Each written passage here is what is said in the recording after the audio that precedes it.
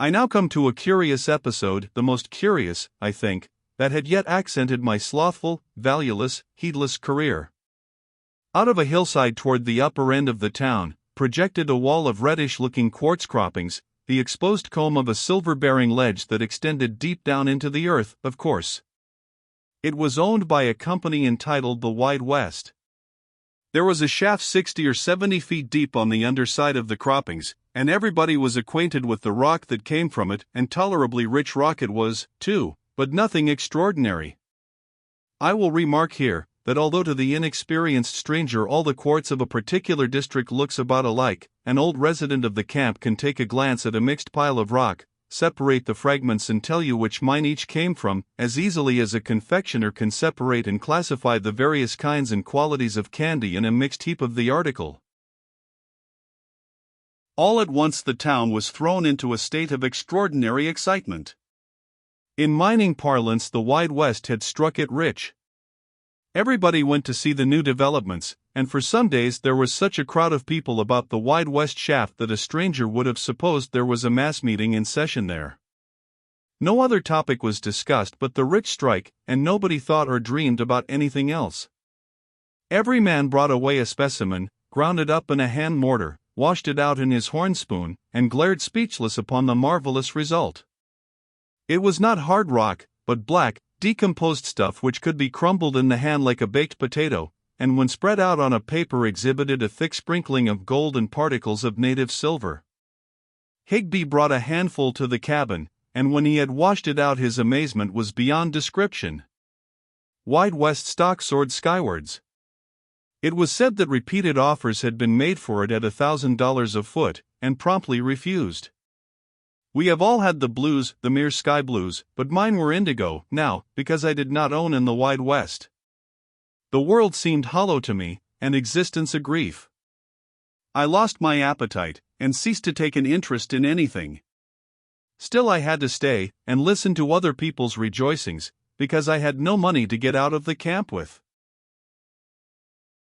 The Wide West Company put a stop to the carrying away of specimens, and well they might, for every handful of the ore was worth a sum of some consequence.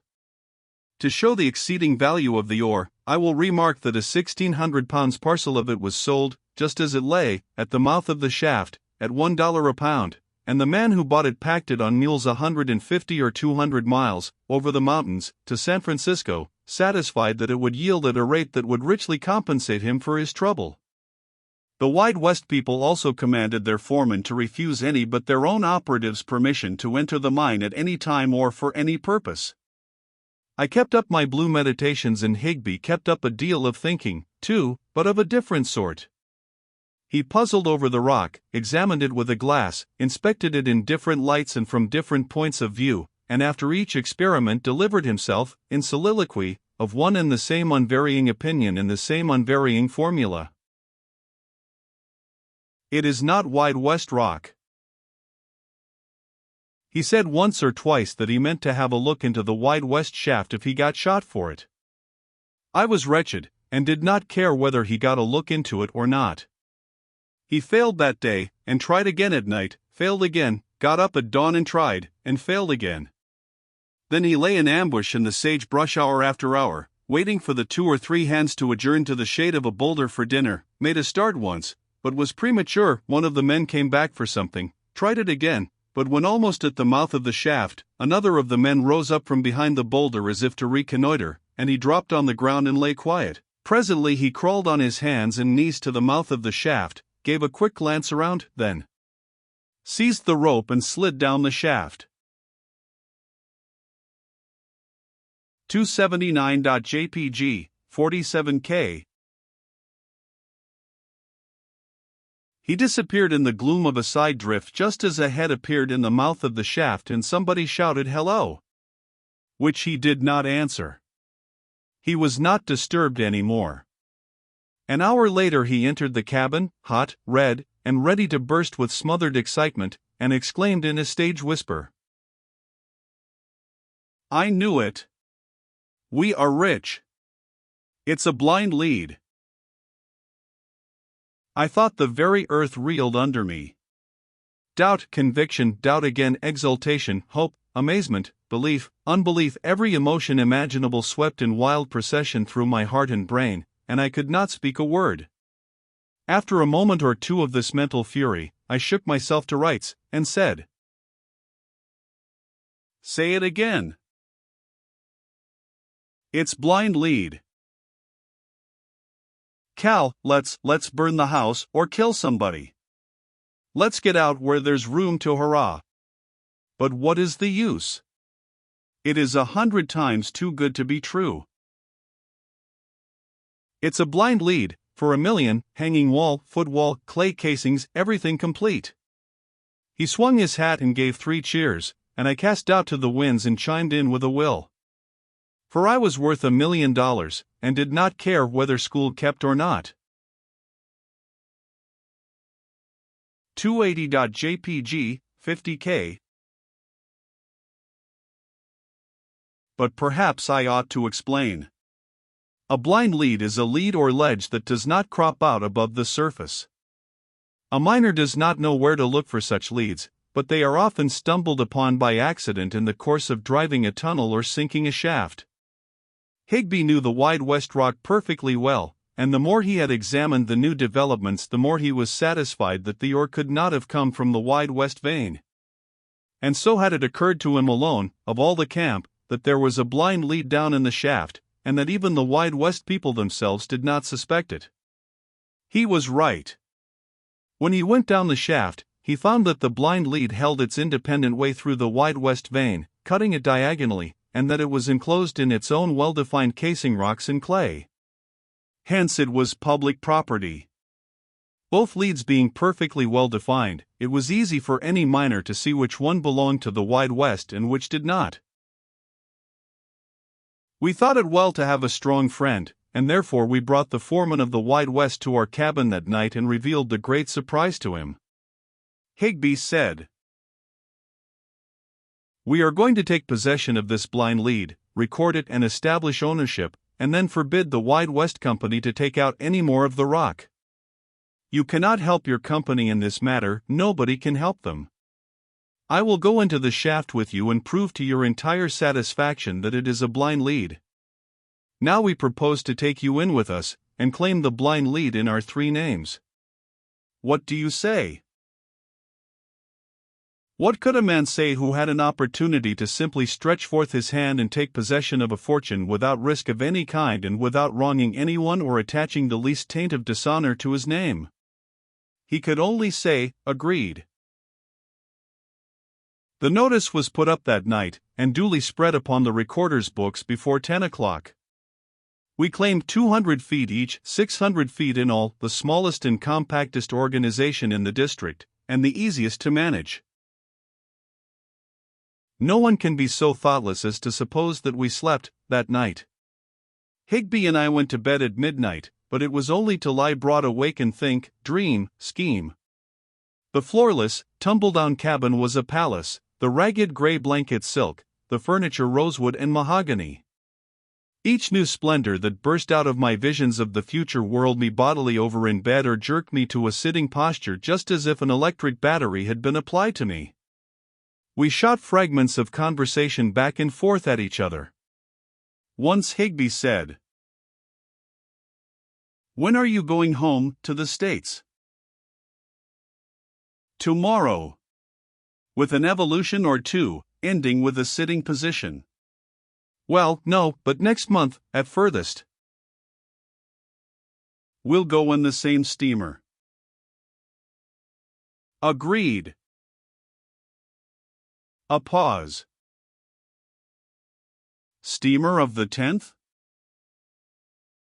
"Yes." "No, the 1st." "All right." Another pause. "Where are you going to live?" said Higbee. "San Francisco."